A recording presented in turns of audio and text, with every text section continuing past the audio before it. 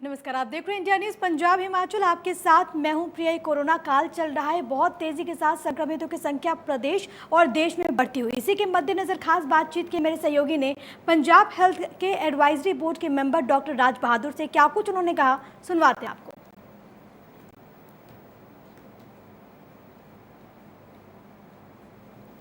पंजाब च भी corona positive केसां की संख्या डेली वध रही है। इस दे मद्देनज़र पंजाब सरकार ने कई उपराले किए हैं और हाल च हुई कैबिनेट मीटिंग च भी कई अहम फैसले लए गए हैं। इस सब ते गलबात लई साडे नाल मौजूद ने Punjab state public health advisory group के मैंबर और Baba Farid university of health sciences Faridkot के vice chancellor doctor Raj Bahadur. Doctor साहब, स्वागत है जी थोड़ा इंडिया न्यूज़। बहुत बहुत शुक्रिया थोड़ा सर। सब तो पहले डॉक्टर साहब, जो पोजीशन इस टाइम बड़ी हुई है पंजाब ਦੇ ਵਿੱਚ ਜਿਹਦੇ 'ਚ ਕਿ ਡੇਲੀ ਜਿਹੜੇ ਕੇਸਿਸ ਦੀ ਸੰਖਿਆ ਹੈਗੀ ਉਹ ਵੱਧ ਰਹੀ ਹੈ, ਉਹਦੇ 'ਚ ਟਰੈਵਲ ਹਿਸਟਰੀ ਵਾਲੇ ਵੀ ਕੇਸ ਹੈਗੇ ਔਰ ਲੋਕਲ ਵੀ ਕੰਟੈਕਟ ਜਿਹੜੇ ਆ ਪਿਛਲੇ ਕੁਝ ਦਿਨਾਂ ਤੋਂ ਕਾਫੀ ਵੱਧ ਰਹੇ ਆ।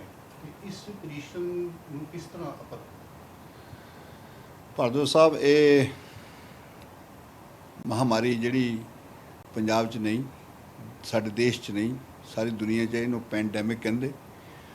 और एवरीबडी नो बई ये शायद चाइना तो चली है, पर ये पैंडैमिक ये नहीं कहा जा सकता भी ये पंजाब च वध रहा है। तुसी देखा होना भी अमेरिका च भी इसका प्रकोप काफ़ी होया और काफ़ी उत्थे डैथ्स हुई। पर भारत सरकार ने और भारत सरकार नालों पंजाब सरकार ने सारे नालों पहला एक स्टैप ले लिया कि असी लॉकडाउन करिए। इस लॉकडाउन का मुद्दा सिर्फ ये नहीं था भी बंदियां नूं अंदर असी रखिए घर दे, पर यह था भी कुछ चीज़ां जिहड़ियां कि इस बीमारी के कारण असी सीखणियां है या सीखियां जाणगियां, वो सानूं पता लग जाणियां चाहीदियां। वो तुहानूं दस्सिया भी जिद्दां हरेक बंदा जाणदा भी इहदे च असी किहा था भी मास्क भी लाना है, सोशल डिस्टेंसिंग रखनी, हत्थ धोने, क्योंकि इहदे च कोई खास दवाई या वैक्सीन का हाल तक कोई इंतजाम नहीं होया था, तो इस करके ये चीज़ां रखियां गई। पर मैंने ये दसदे बड़ी खुशी है कि पंजाब सरकार ने ये इन the month of March lockdown लाता और लॉकडाउन के बाद होर कई ऐसियां चीज़ां कीतियां जिहदे नाल भी असी काफ़ी इहदे पर काबू पाया है। फॉर एग्जाम्पल जे असी तुहानूं मैं दसां कि शुरू तो ही असी लॉकडाउन के नाल नाल होर कई गल्लां शुरू कीतियां।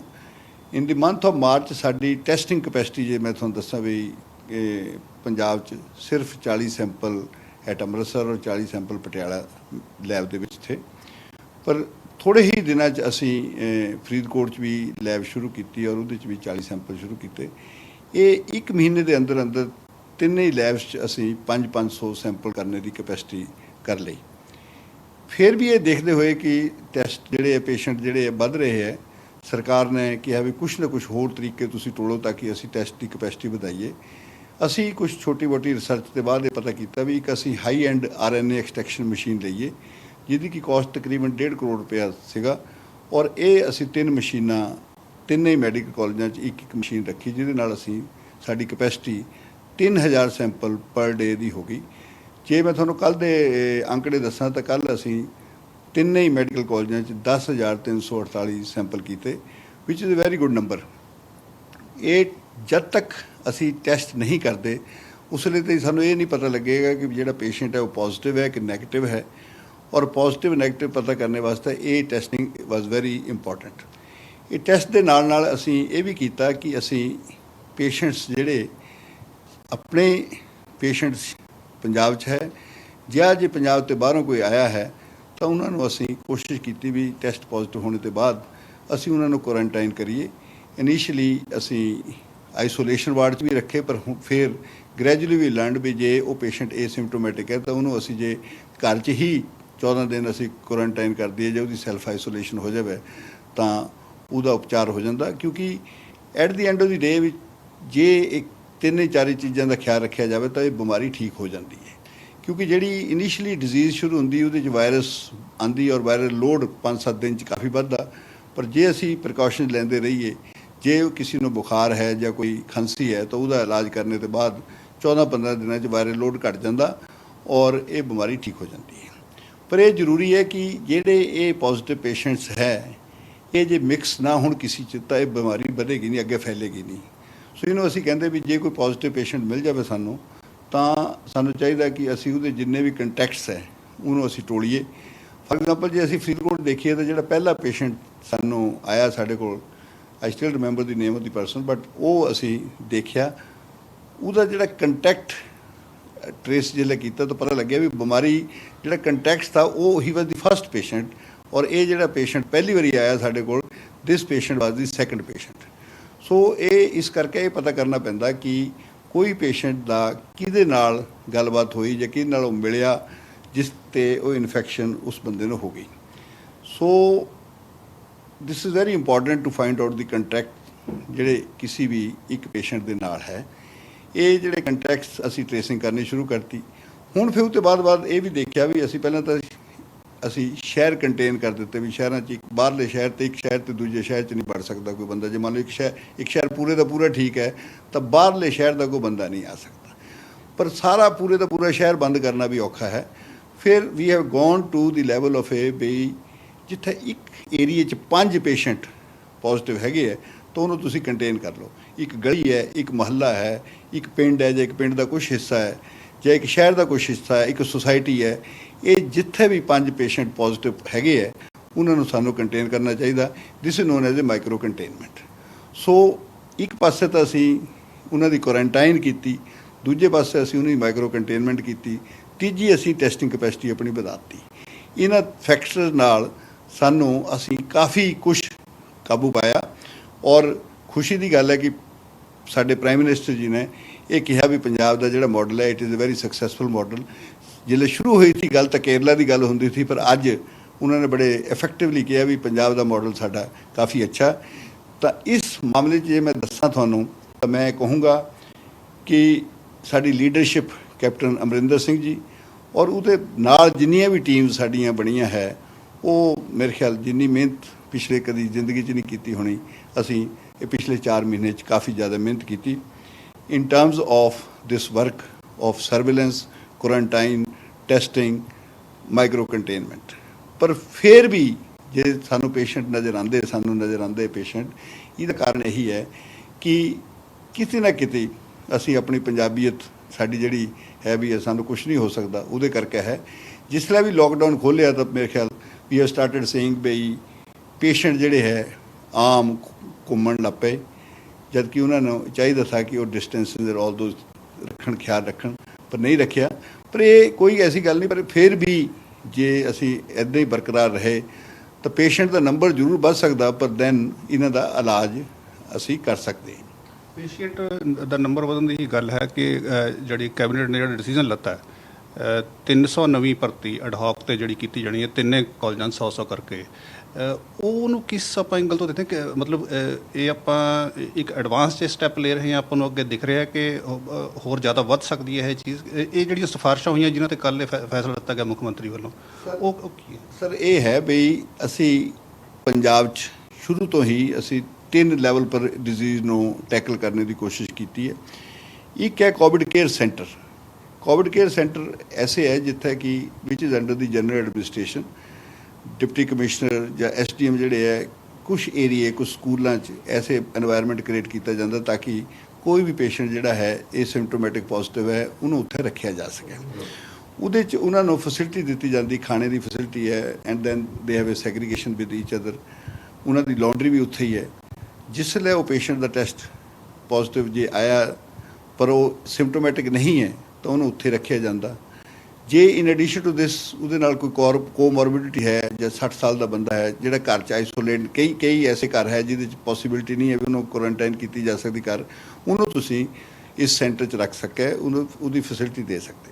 ਪਰ ਇਨ ਐਡੀਸ਼ਨ ਟੂ ਦਿਸ ਅਸੀਂ at the level of A district ਅਸੀਂ ਕੁਛ ਹੌਸਪੀਟਲ ਆਈਡੈਂਟੀਫਾਈ ਕੀਤੇ ਜਿਨ੍ਹਾਂ ਨੂੰ ਅਸੀਂ ਕਹਿੰਦੇ ਵੀ level 2 hospital.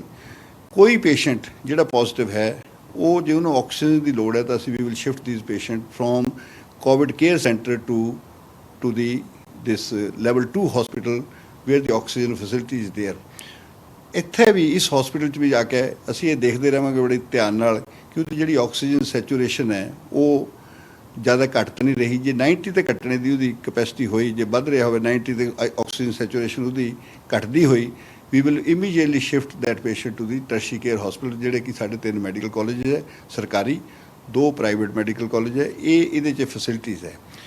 Coming back to the question which you have asked, ਕਿਉਂਕਿ ਹੁਣ ਕਾਫੀ 4 ਮਹੀਨੇ ਹੋ ਗਏ, ਹਰੇਕ ਬੰਦੇ ਨੂੰ ਇਹ ਗੱਲ ਸਮਝ ਆ ਗਈ ਵੀ ਬਿਮਾਰੀ ਹੈ ਕਿਆ ਹੈ।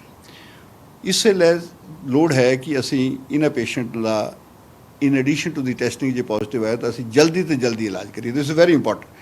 Earlier we are able to detect this, ਔਰ ਉਹਦਾ ਜੇ ਅਸੀਂ ਛੇਤੀ ਇਲਾਜ ਕਰ ਦਈਏ ਤਾਂ ਅਸੀਂ ਇਹਨਾਂ ਦੀ ਜਿਹੜੀ ਹੈ ਮੋਰਟੈਲਿਟੀ ਜਾਂ ਡੈਥ ਜਿਹੜੀ ਹੈ ਉਹਨੂੰ ਅਸੀਂ ਘਟਾ ਸਕਦੇ ਹਾਂ।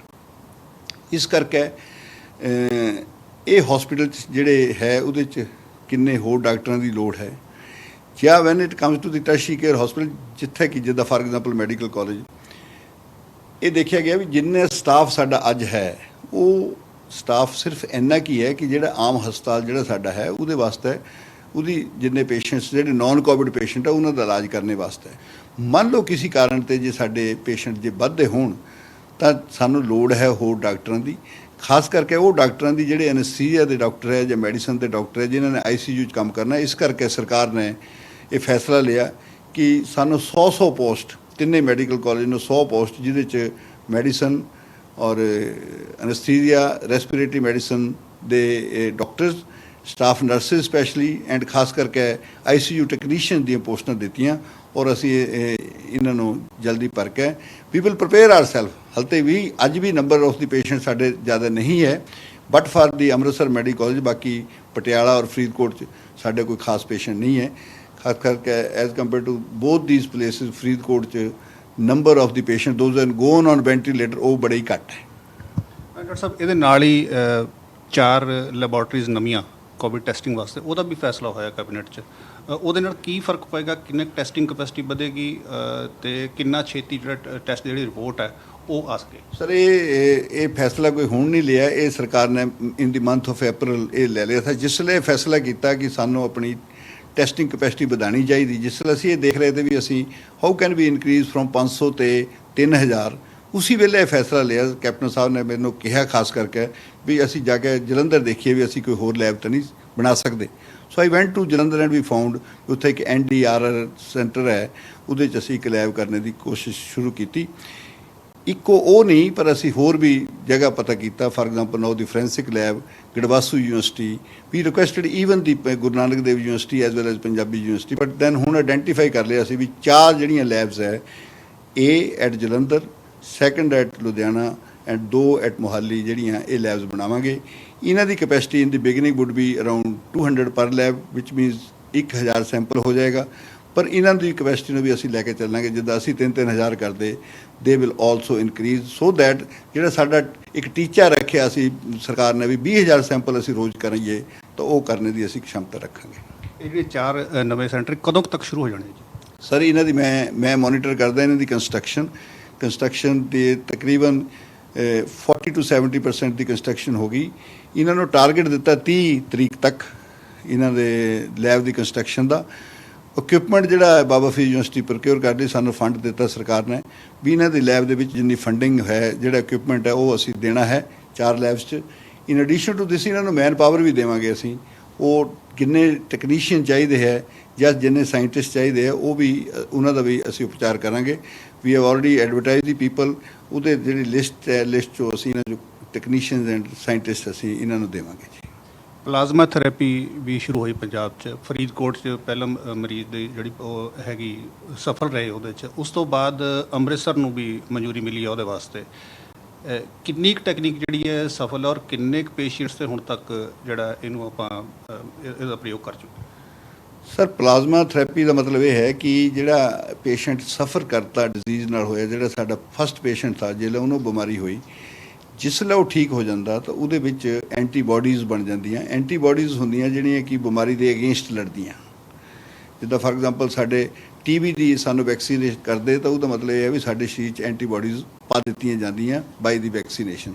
ਇਸੇ ਪ੍ਰਕਾਰ ਜਿਹੜਾ ਪੇਸ਼ੈਂਟ ਜਿਹਨੂੰ ਇਹ ਕੋਵਿਡ ਤੇ ਠੀਕ ਹੋਇਆ ਹੈ, ਉਹ ਪੇਸ਼ੈਂਟ ਦੇ ਅੰਦਰ ਉਹਦੇ ਬਲੱਡ 'ਚ, ਉਹਦੇ ਪਲਾਜ਼ਮਾ 'ਚ ਐਂਟੀਬਾਡੀਜ਼ ਹੁੰਦੀਆਂ। ਇਹ ਪੇਸ਼ੈਂਟ ਨੇ ਆਪਣਾ ਬਲੱਡ ਡੋਨੇਟ ਕੀਤਾ, ਉਸ ਬਲੱਡ 'ਚੋਂ ਅਸੀਂ ਪਲਾਜ਼ਮਾ 'ਚੋਂ ਇਹ ਕੱਢੀਆਂ, ਪਲਾਜ਼ਮਾ ਸੈਪਰੇਟ ਕਰ ਲਿਆ, ਬਲੱਡ ਜਿਹੜਾ ਉਹਦੇ ਰੈੱਡ ਬਲੱਡ ਸੈੱਲ ਉਹਦੇ ਵਾਪਸ ਦੇ ਤੇ ਔਰ ਜਿਸਲੇ ਸਾਡੇ ਕੋਲ ਇੱਕ ਸੀਰੀਅਸ ਪੇਸ਼ੈਂਟ ਆਇਆ with the instruction of the ICMR and the guidelines of the ICMR ਅਸੀਂ ਉਸ ਪੇਸ਼ੈਂਟ ਨੂੰ ਦਿੱਤਾ ਔਰ ਉਹ ਪੇਸ਼ੈਂਟ ਉਹ ਠੀਕ ਹੋ ਗਿਆ। ਇਹ ਆਲਰੇਡੀ ਐਸਟੈਬਲਿਸ਼ਡ ਇੱਕ ਤਰੀਕਾ ਹੈ ਜਿਹੜਾ ਕਿ ਪੰਜਾਬ 'ਚ ਪਹਿਲਾਂ ਬਾਬਾ ਫਰੀਦ ਯੂਨੀਵਰਸਿਟੀ 'ਚ ਇਹ ਹੋਇਆ ਹੈ ਔਰ ਉਹ ਤੋਂ ਬਾਅਦ ਪਰਮਿਸ਼ਨ ਅੰਮ੍ਰਿਤਸਰ ਪਟਿਆਲੇ ਨੂੰ ਵੀ ਮਿਲ ਚੁੱਕੀ ਹੈ। ਸੋ ਜਦ ਵੀ ਕਦੀ ਕੋਈ ਐਸਾ ਪੇਸ਼ੈਂਟ ਆਏਗਾ ਜਿਹਨੂੰ ਪਲਾਜ਼ਮਾ ਦੀ ਲੋੜ ਹੋਈ ਅਸੀਂ ਦੇਵਾਂਗੇ ਉਹਨੂੰ। ਪਰ ਇਨ ਐਡੀਸ਼ਨ ਟੂ ਦਿਸ ਹੋਰ ਵੀ ਕਈ ਐਸੀਆਂ ਚੀਜ਼ਾਂ ਜਿਹਦੇ ਨਾਲ ਤੁਸੀਂ ਪੇਸ਼ੈਂਟ ਨੂੰ ਠੀਕ ਕਰ ਸਕਦੇ। ਖਾਸ ਕਰਕੇ ਜੇ ਅਸੀਂ ਪੇਸ਼ੈਂਟ ਨੂੰ ਪੇਟ ਦੇ ਬਲ ਪਾਈਏ, ਪ੍ਰੋਨ ਪੋਜੀਸ਼ਨ ਅਸੀਂ ਕਹਿੰਦੇ ਜੇ ਉੱਦਾਂ ਰੱਖੀਏ ਉਸ ਪੇਸ਼ੈਂਟ ਨੂੰ, ਤਾਂ ਵੀ ਜਿਹੜੀ ਹੈ ਉਹਦੀ ਜਿਹੜੀ ਆਕਸੀਜਨ ਦਾ ਲੈਵਲ ਠੀਕ ਹੋ ਜਾਂਦਾ। In addition to this steroids ਵੀ ਦੇਣੇ ਪੈਂਦੇ।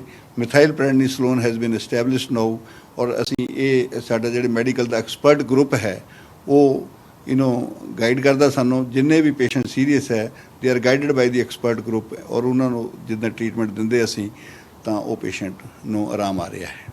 ਮੈਡਮ, ਜਿਸ ਤਰ੍ਹਾਂ ਪਿਛਲੇ ਕੁਝ ਦਿਨਾਂ 'ਚ ਆਪਾਂ ਦੇਖਿਆ ਪਹਿਲਾਂ ਜਿਹੜੀ ਵਧਣ ਦੀ ਸਪੀਡ ਸੀਗੀ, ਮਤਲਬ ਪੋਜ਼ਿਟਿਵ ਆਉਂਦੇ ਸੀ, ਉਹਦੇ 'ਚ ਇੱਕਦਮ ਵਾਧਾ ਦੇਖਣ ਨੂੰ ਮਿਲਿਆ। ਜਿੱਦਾਂ 100 ਤੋਂ ਪਲੱਸ ਹੋ ਗਿਆ, 150 ਤੋਂ ਪਲੱਸ ਇੱਕ ਦੋ ਦਿਨ ਜਿਹੜਾ ਬੁਲੇਟਿਨ ਆ ਰਿਹਾ ਉਹਦੇ 'ਚ 150 ਤੋਂ ਪਲੱਸ ਹੋ ਰਿਹਾ।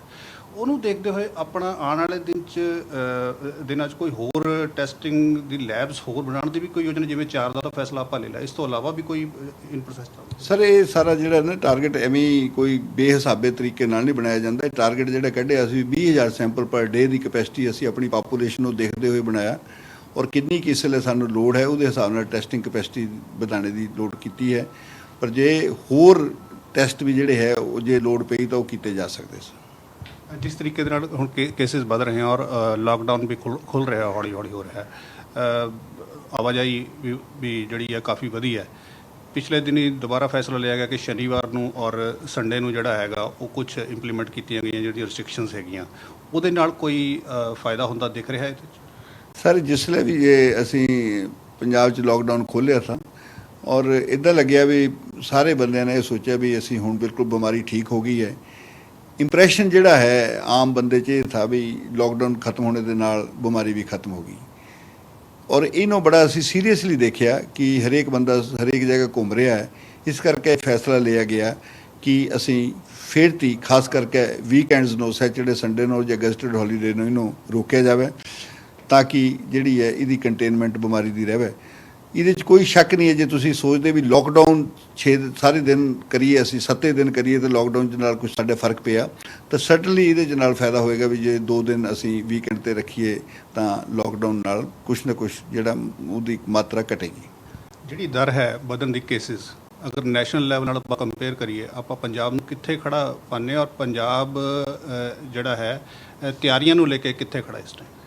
ਸਰ ਬੜੀ ਖੁਸ਼ੀ ਦੀ ਗੱਲ ਹੈ ਕਿ ਮੈਨੂੰ ਬੜੇ ਫੋਰਸਫੁਲੀ ਮੈਂ ਇਹ ਕਹਿਣਾ ਚਾਹੁੰਦਾ, ਜਿੰਨੇ ਵੀ ਸਰੋਤਗਣ ਮੈਨੂੰ ਸੁਣ ਰਹੇ ਹੈ ਮੈਂ ਉਹਨਾਂ ਨੂੰ ਇਹ ਕੌਨਫੀਡੈਂਸ ਦੇਣਾ ਚਾਹੁੰਦਾ ਕਿ ਤੁਸੀਂ ਯਕੀਨ ਰੱਖਿਓ ਪੰਜਾਬ ਸਰਕਾਰ ਪਰ, ਕਿਉਂਕਿ ਜਿੰਨੀ ਕਿ ਕੋਸ਼ਿਸ਼ ਪੰਜਾਬ ਸਰਕਾਰ ਨੇ, ਪੰਜਾਬ ਦੇ ਡਾਕਟਰਸ ਨੇ, ਪੰਜਾਬ ਦੇ ਜਿੰਨੇ ਐਡਮਿਨਿਸਟ੍ਰੇਟਰਸ ਹੈ ਉਹਨਾਂ ਨੇ ਕੋਸ਼ਿਸ਼ ਜਿੰਨੀ ਕਰ ਰਹੀ, ਇਹਦੇ ਕਰਕੇ ਮੈਂ ਸੋਚਦਾ ਕਿ ਪੰਜਾਬ ਸੇਫ ਰਹੇਗਾ।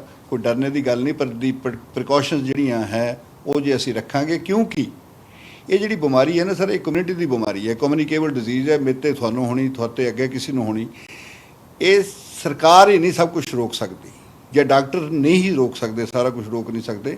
ਇਹ ਜ਼ਿੰਮੇਵਾਰੀ ਸੁਸਾਇਟੀ ਨੂੰ ਲੈਣੀ ਪੈਣੀ। ਸੁਸਾਇਟੀ ਦੀ ਬਿਮਾਰੀ ਹੈ, ਸੁਸਾਇਟੀ ਨੇ ਰੋਕਣਾ। ਜੇ ਹਰੇਕ ਬੰਦਾ ਆਪਣੀ ਜ਼ਿੰਮੇਵਾਰੀ ਸਮਝੇਗਾ ਤਾਂ ਇਹ ਬਿਮਾਰੀ ਠੀਕ ਹੋ। ਇੱਕ ਆਖਰੀ ਸੰਦੇਸ਼ ਲੋਕਾਂ ਵਾਸਤੇ, ਗੌਰਮੈਂਟ ਬਹੁਤ ਕੁਝ ਕਰ ਰਹੀ ਹੈ, ਗੌਰਮੈਂਟ ਆਪਣੇ ਲੈਵਲ 'ਤੇ ਜਿੰਨੇ ਐਫਰਟ ਹੋ ਸਕਦੇ ਹੈ ਉਹ ਕਰ ਰਹੀ ਹੈ, ਲੈਬ ਟੈਸਟਿੰਗ ਵਧਾਈ ਜਾ ਰਹੀ ਹੈ, ਸਟਾਫ ਨਵਾਂ ਭਰਤੀ ਕੀਤਾ ਜਾ ਰਿਹਾ ਹੈ। ਜਨਤਾ ਨੂੰ ਕਿਸ ਤਰੀਕੇ, ਵੈਸੇ ਤਾਂ ਸਹਿਯੋਗ ਕਾਫੀ ਹੱਦ ਤੱਕ ਲੋਕਾਂ ਵੱਲੋਂ ਵੀ ਬਹੁਤ ਆ ਰਿਹਾ ਹੈ, ਕੋਰੋਨਾ ਵਾਰੀਅਰਸ ਫਰੰਟ 'ਤੇ ਜਾ ਕੇ ਲੜ ਰਹੇ ਹੈ, ਕੀ ਕਹਿਣਾ ਚਾਹੋਗੇ? ਹੋਰ ਕੀ ਕੁਝ ਕਰਨ ਦੀ ਜ਼ਰੂਰਤ ਹੈ ਪਬਲਿਕ ਲੈਵਲ 'ਤੇ? ਇੱਕ ਤਾਂ ਜੇ ਕਿਸੇ ਨੂੰ ਇਹ ਡਰ ਹੈ ਵੀ it will kill the person, ਮੇਰੇ ਖਿਆਲ ਉਹ ਡਰ ਨਹੀਂ ਰੱਖਣਾ ਚਾਹੀਦਾ ਆਪਣੇ ਮਨ 'ਚ। ਔਰ ਡਰ ਦੇ ਨਾਲ ਨਾਲ ਪ੍ਰੀਕਾਸ਼ਨ ਜਿਹੜੀਆਂ ਉਹ ਬਹੁਤ ਜ਼ਰੂਰੀ ਹੈ।